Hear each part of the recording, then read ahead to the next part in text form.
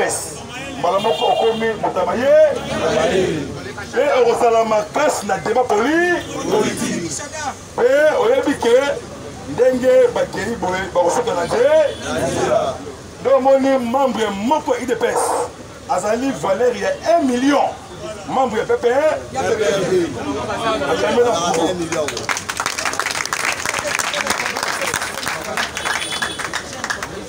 UDPS, viva! Et l'autre chef de l'État, Sali Kabila. Kabila aboli. Alors la photo la boule.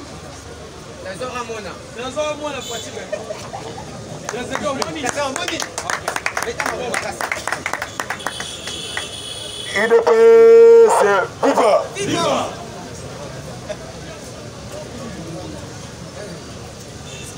Un politicien atala kamatambo na musika.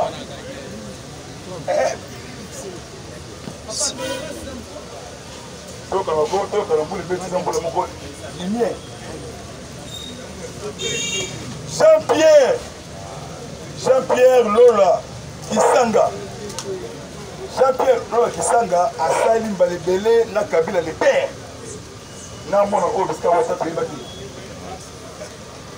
Comment que lobby pas que non on analyse politique. Élection salama les États-Unis. Mais il y a lobby à ça le point de presse. A lobby na bois qui éponge les balais et polima itindi. A lobby na ye na ngambo na ba député na ngai na ngambo ya Inyosa sacré. Voilà qu'on soutenir chef de l'État. Devant ses intérêts général. Je suis comme moyen au comprendre l'histoire. Et l'autre oyo maître amer a bêti lobby. Maître amer. A lobby na Congo, na Mukuse. A lobby na Congo, élection et au salon de côté. Oyo transition. Ça Kabila. Si Kimia et Kokota na Congo, à quoi demander l'élection?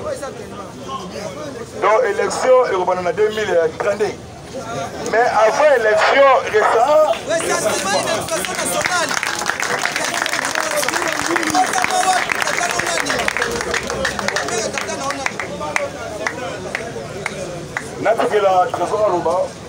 un message sur le journal Le Monde. Vous voyez Le Monde.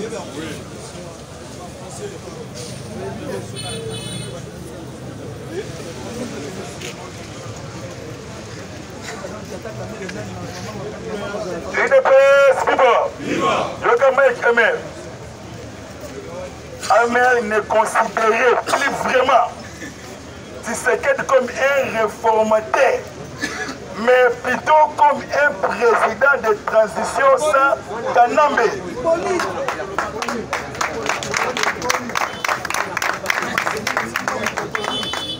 Plutôt comme un président de transition sans Kanambe.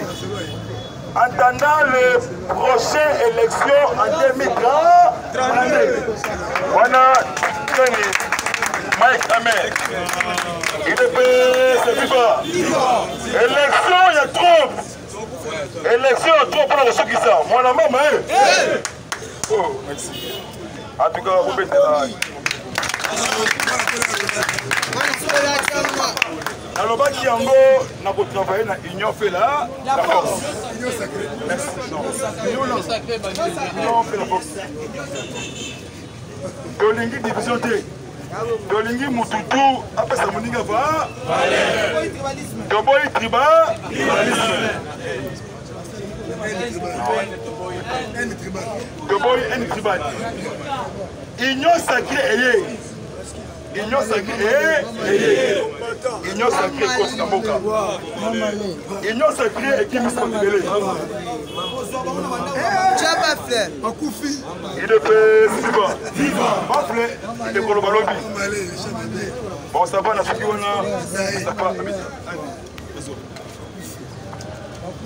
UDPS, viva! Papa fait ça, viva.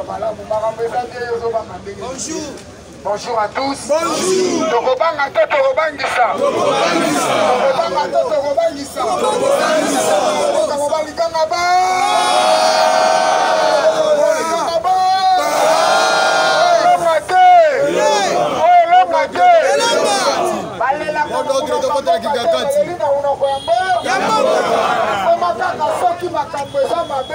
Lokola bayebi ke Fati apesaka Jeannette Kabila respect lokola tosaka bamama nyonso bakomi kotinda kaka dada Jeannette Kabila moni eke na nzela oyo Faci azali na koleka te mpo toza na semaine ya consultation alekeli na nzela ya mama Denis Nyake ate kuna bango na Antoine Bonda bango na oyo nani Pasteur Mugalu bake mpona kobondela koloba eke le président doit aussi recevoir Joseph Kabila biso toyebi fie boye oui abengaki barepresentant ya bachef oyo baza na bamouvement ebele ye na basénateur na ye na badepute na ye baya kokumbamela Fati pourquoi fo baya kokumbamela politique te mpo toza bafie na biso lobi ekoyi compliqué mais pour l'intérêt du Congo s'il vous plaît tolérance nous devons finir nous devons réunir nos forces pour que tobimisa Congo na kati ya mboka oyo Kabila abwakaki biso libulu ya molai IDPS viva. Merci beaucoup parce que tous en nombreux. Je laisse aussi la parole à mon intervenant. Aux aliments la folie de mettre le maboko. Les conditions dans la mouka Koliko Baka pour le véhicule. Notre amitié mouka et l'homme pour développer Makamaboué. Makamaboué. Boété, boété.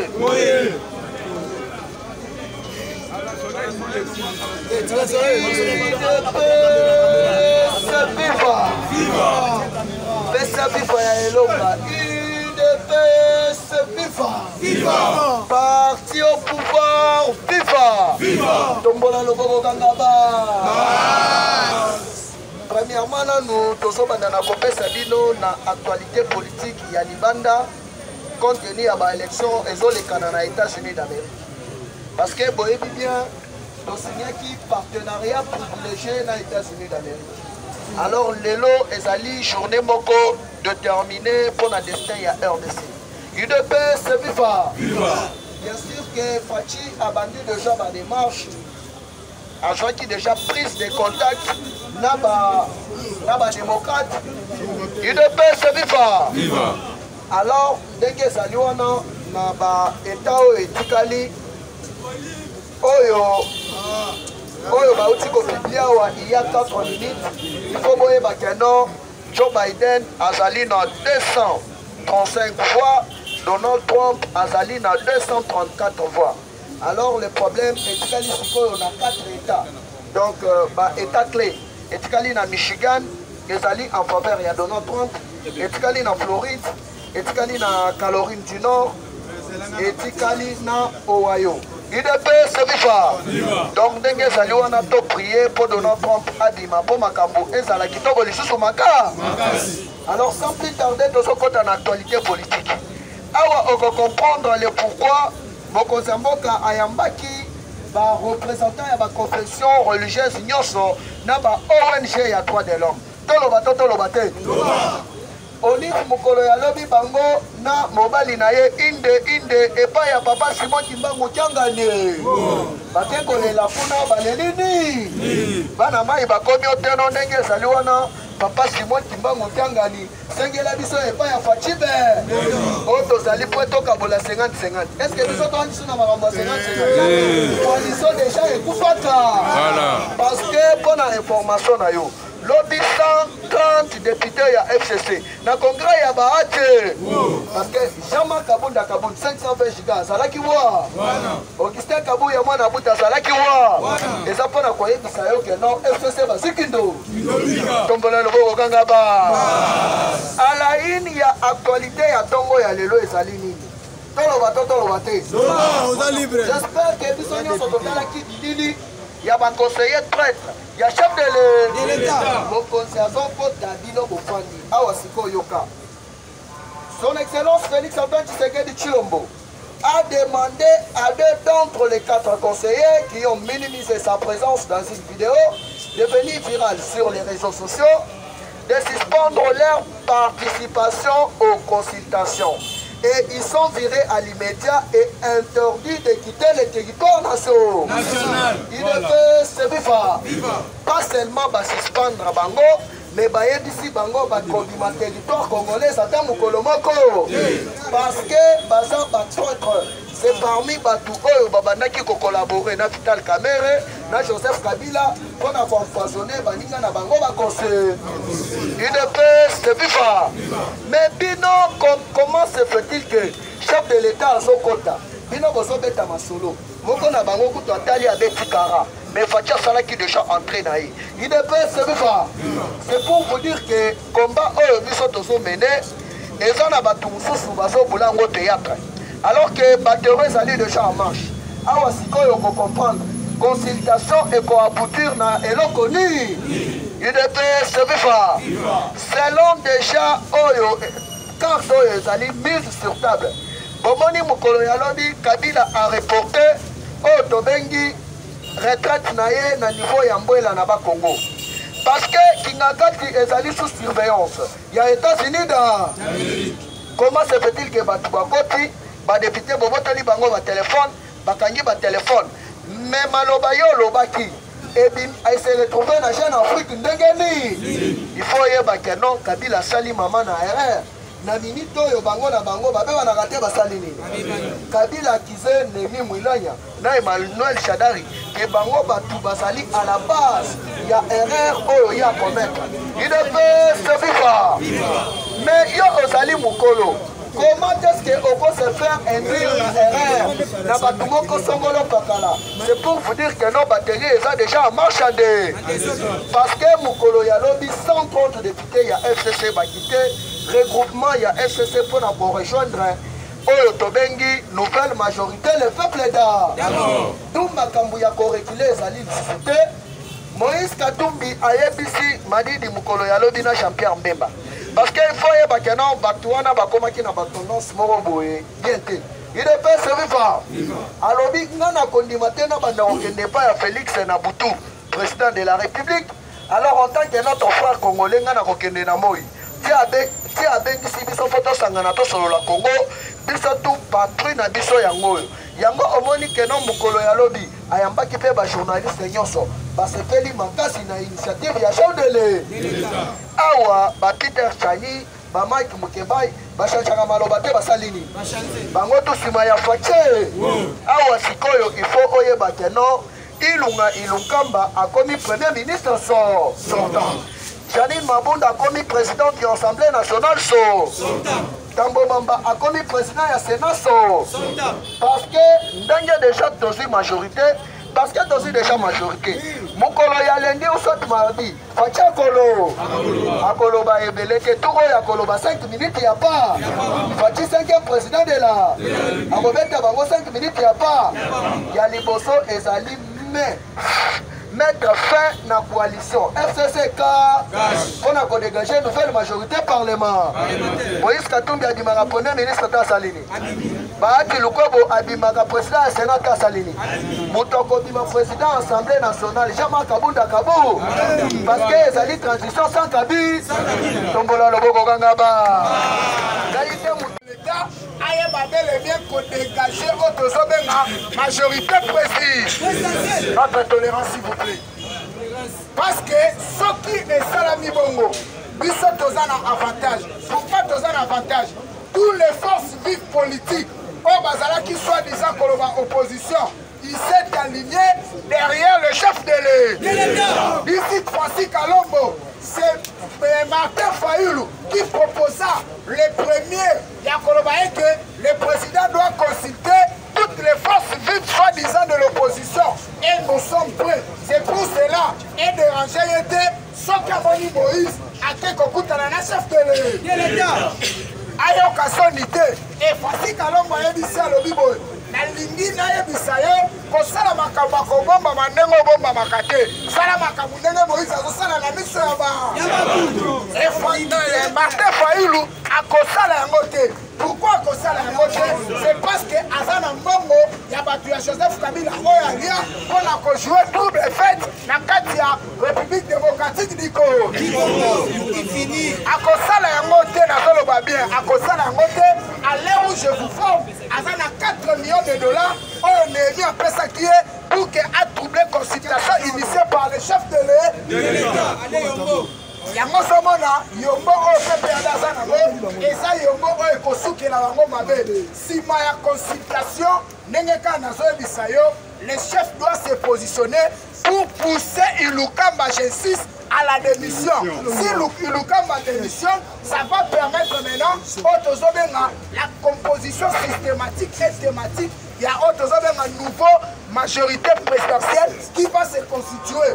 En même temps, il y a un lobby Chamar Kaboul, Azalaki invité d'honneur dans le congrès initié par Bahati Lukwebo, à Wanabeakus, Azima Lobatona, Kolobana Lobatona Lobate. C'est un communicateur d'investigation. J'étais à côté de lui à l'Obiboé.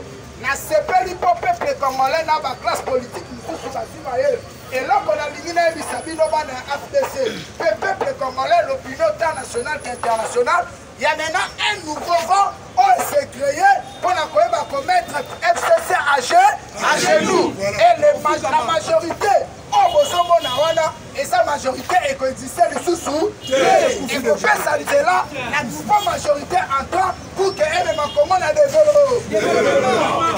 Et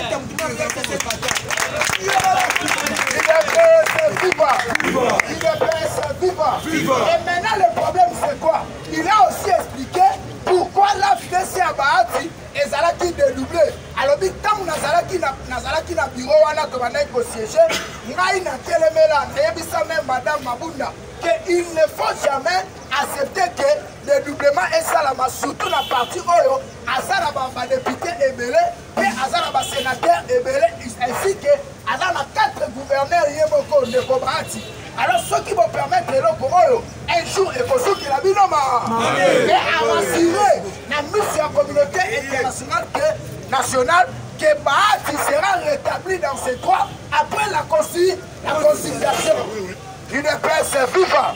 C'est ce que Jean-Marc Kabounda a déclaré hier à Béatrice devant la base il y a FDC et toutes les invités de Marc Obazala Kiwana. Mais notre problème c'est quoi? Notre problème est que nous avons rappelé au peuple congolais, nous avons rappelé aux sympathisants, aux dans le système à l'issue du colon et à l'issue du colon et à l'issue. Dans la bande de Konabiso à diaspora, Nicolas Kazadi était Kaboué, Kabongo et Lokoba Sali, c'est une humiliation devant la personne du président de la République. Mal instruit. Il y a un autre qui est diaspora, oh bah il y a un président, parce que c'est un président, je l'ai dit ouvertement, j'ai fait des arrestations de prison et pas dans Kazadi, Nicolas Kazadi n'a pas été. Oyebe loko bango basali ezali kopesa FCC makasi pour que va minimiser autre chose de ma consultation initiée par le chef de l'État. Le chef de l'État a des casquettes. À lui-même étant président de la République, c'est une institution. Et maintenant la présidence, c'est autre chose de l'administration. Vous ne pouvez pas comme ça la boule, donc on s'est comporté comme un déléguant avec la présidence de la République. Le président entre. Yo fandi na yo akopiza komata parce que eza ngoutima eza engoutima te eza otozobenga excès de zèle sabotage na excès de confiance bongo ebani na président oyebi eke kosala eloko te mais tandis que eloko ezosalama eza pour l'intérêt ya pe parce que ezalaki télévisé maintenant ça donne de l'avantage na bandeko ya INC non on dit montage sur basolo baeke caméra raison va combattre IDPS à diaspora mais bandeko ya Félix bandeko confondre entre co-diriger parti na co-diriger présidence de la République. Yango tozo mettre bino botikali kuna la présidence. Vous êtes censé à respecter la bonne conduite initiée par le chef de l'État. Ceux qui bino bosali yango te ba diaspora botikali tous les conseillers. Je suis le communicateur d'investigation et le mobilisateur international. Les peuples cependant continuez à voter mais la Félix puis ça te s'apprendre là. Mais alors ça la famille a IDPS ce qu'on sali Boussoba pour la déranger le peuple congolais. Na ba projet Félix ça nango au Bunisi Félix puis ça fait de ça nini donc au Bunisi ça yo.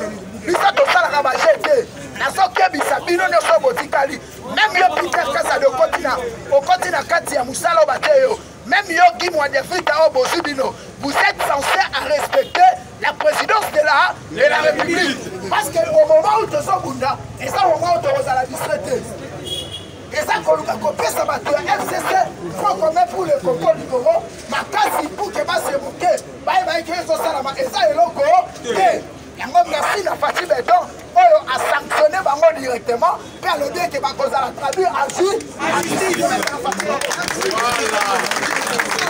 alobi bakozala sanctionné en justice bakozala sanctionné c'est ça le bon chef il est bien châtié bien pourtant on dit que c'est comme ça dit on contrôle Tolobate.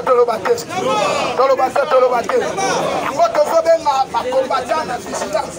Mutu moko te aya kosala yo manœuvre politique. Mutu moko te ya politique aya koyebisa yo. Esengeli osala examen ya héros tokomi nesiko tozokende pe na esika. Moi ce qui me préoccupe c'est l'état d'abord. Chacun même balobi boye. Je suis disposé. Voilà pourquoi au moninga na yenga moko sans problème, sans discussion, on a représenté parti politique nanga MLC. Et l'MLC avec moi, on s'aligne derrière ma initiative aux Anango pour aider Moka. Et de même aussi, ce n'est pas un problème de formulation du gouvernement. Le problème des chefs de l'État, c'est d'avoir l'idée. Dans ce qui n'était pas la conformer gouvernement. Parce que le chef a mis déjà, et si quand on comme Mabiso, parce que l'FCC va former bloc, la Koeba, Kotindika, Ilukamba a résisté pour la démission. Parce que Ayebi bien, ceux qui a démissionné, a copé ça, Otosobenga, Faït Mounene, la Katia, il y a front commun pour le peuple du Congo, Tobenga, majorité fabriquée, majorité mécanique. Parce que si le Premier ministre démissionne, ça sera catastrophique. Voilà pourquoi Bazolinga Kosa la bloc. Parce que voyez bien que dans la rue où vont les choses, les chefs de l'État a déjà l'ensemble. Il y a des députés, au Bazan a confiance d'ailleurs, au Bandimi va travailler pour le terrain du Congo. IDPS viva. Et on peut comprendre que Jean-Marc Kaboun s'est présenté lui-même dans le congrès à FDC pour éclairer l'opinion tant nationale qu'internationale. La coalition FCC Cash n'a pas de place dans le stade Otokobi et dans l'air Otosa. Parce que la coalition Yangonde est posé un problème, puis même mis blocage, affiché à chef de l'État. Raison pour laquelle, moi, à ma qualité, il y a leader, il y a IDPS et la machine politique à chef de l'État, nous avons jugé bon de donner encore la chance à Moupepe Asika, au Ekokota Nantela Union Sacrée. Nantela Union Sacrée peut réaffirmer l'engagement de remettre Bahati na droit par rapport à dédoublement au Salamaki na compte ya FCC. Pourquoi bakozongisa Bahati? Parce que FCC force ya député na majorité na ezalaka na ngambu ya Bahati. Voilà pourquoi balingaka lisolo ya Bahati te pour que Nene Koulou akoka ko se retrouver.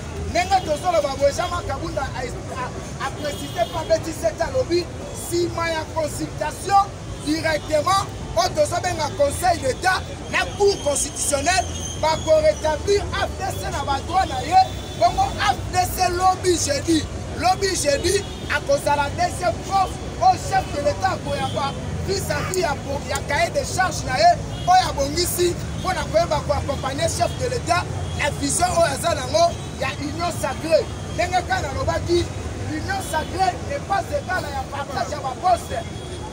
L'union sacrée est un partage à ma poste, mais c'est juste construire un idéal autour du chef de l'État pour aider Moka et Bimana crise ou est causé par FCC. Parce que FCC n'est à une crise dans le stade d'Ozali. Parce qu'on s'est comporté en militant et non en qualité d'homme d'État.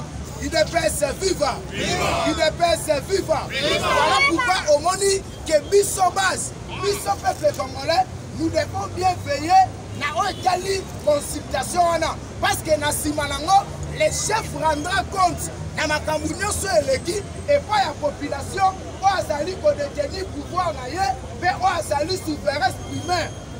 Chef de l'État akopesa oyo ezali compte rendu na population bongo compte rendu ya chef de l'État vis-à-vis ya population eza mpona korecadrer les choses afin que makambo etali coalition makambo etali partage ya gâteau ekotikala kosalama te pour que amettre bapoliticien ya Congo na biso bakendaka derrière le poste yango moni asangisi baconfession religieuse asangisi classe politique nyonso ya République démocratique du Congo na bakouche nyonso mpona kozwa idée ensemble ya kobimisa mboka na biso. Et bongo qu'est-ce qui va se passer? FCC aza na perte de vitesse ya kobanga oyo tozobenga gouvernement ya large union nationale parce que le gouvernement ya large union nationale force nango mpe lolenge ya kokanga ngo ekozonga epai ya chef de l'État conformément à l'article 69. Le chef de l'État jouera le rôle ya simple arbitre mpona koluka baintérêt ego ya nation. Yango ozomona eke FCC azobundana azonyokama ndenge tozoloba boye Lémi Ferdinand Kambere ezobela ta moke te parce que selon les coulisses quelques députés à FCC okoki kozala mpe sibi mokolo ya vendredi base représente bango moko na oya epai ya chef de l'État vis-à-vis ya consultation oyo parce que ndenge tokosilisa semaine wana ekozala semaine lisusu oyo FCC akolobela susu makambo ya Congo te ilukamba ndenge nazoyebisa yo ayebi eke aza ministre de missionnaire. Qu'est-ce qui va se passer? Eloko koleka il a été nommé na corps ya FCC cash eza na soubassement juridique oyo esimba nini na ye te oyo esimba nomination na ye te lokola soubassement ezalaki ya bacor politique etombe kalik bacor politique etombe susu na valeur te lokola coalition ekufi ilukamba mpe kombo na ye ministre de missionnaire alobi bien ilukamba kombo na ye ministre de tout ce jour autour de ilukamba la force du FCC ce jour autour du ilukamba et les ministres qui sont en fonction. Yango ko remarquer cette semaine à comprendre que la tempête arrive, à comprendre que le danger arrive, il se précipita yakokota na babiro pour que basala musala afin que bango bakoka kozwa moins protection.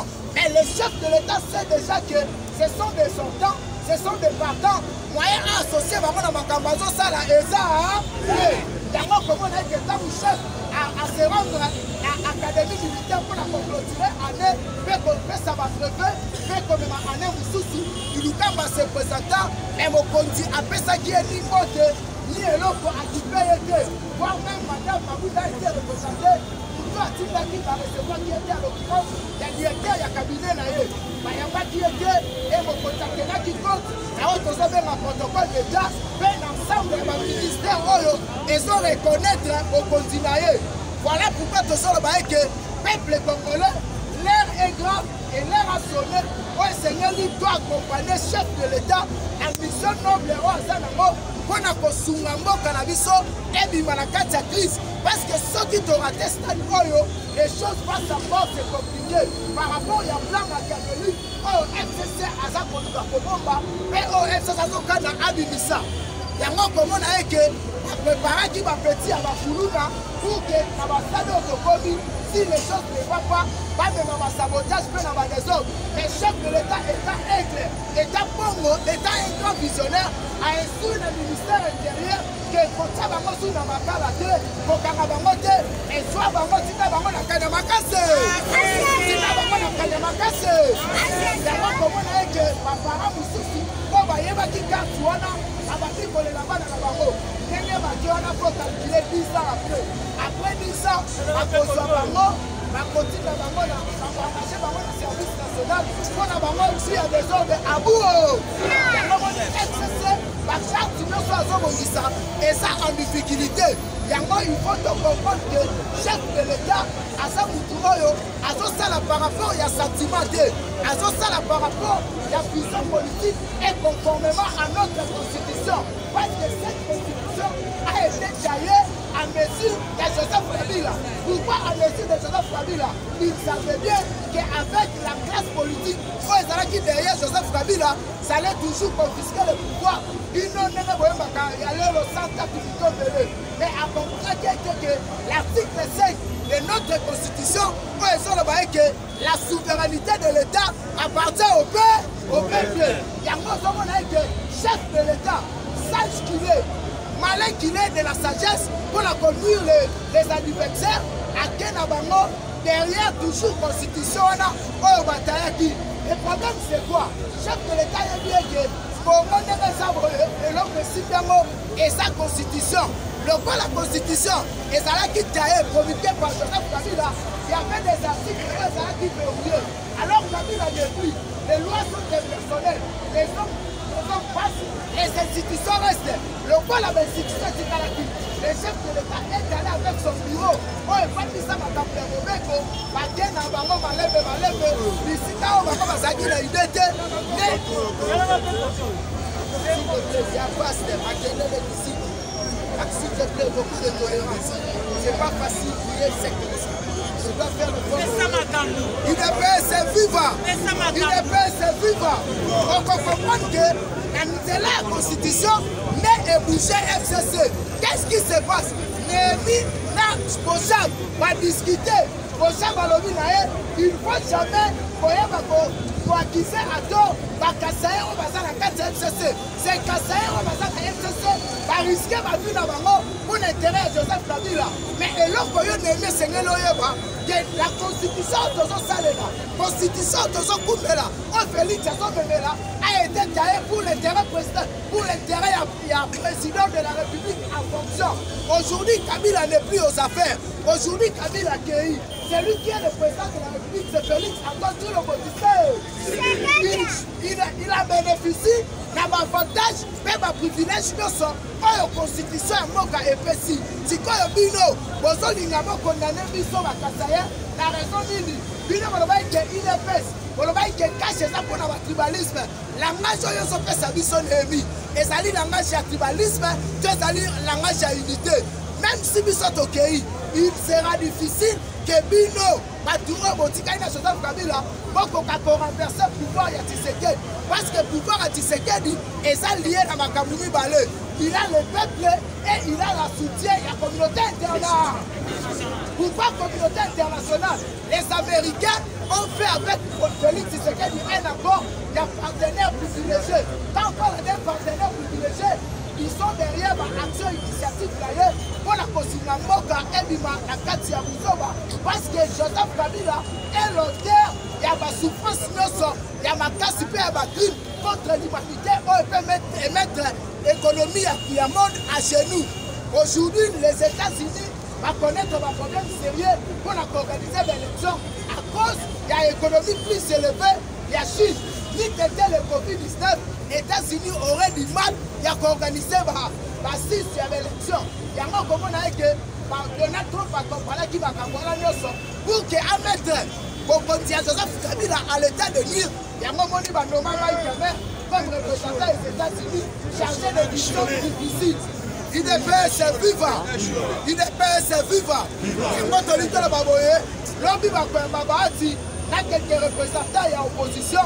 Vraiment, peuple congolais, tous dans la souple, tous dans la liste Nicolas, liste bon vendredi, les militaires, ils presse, tous dans la sage, tous dans la sentiment, oh, ça va sentiment à vous battre. Moïse, ça y est, donc, voyez ma position à Moïse, conformément après consultation. Après consultation, le chef de l'État a posé la déclaration. Ceux qui ont une déclaration, et qu'il y a un avantage à chef de l'État, là on peut le soutenir. Mais ceux qui ont une consultation, et qu'il y a intérêt à partager un gâteau, et qu'on peut savoir si il y a un autre qui va combattre sur la vigilance, mais dans l'unité, il est vivant. Viva!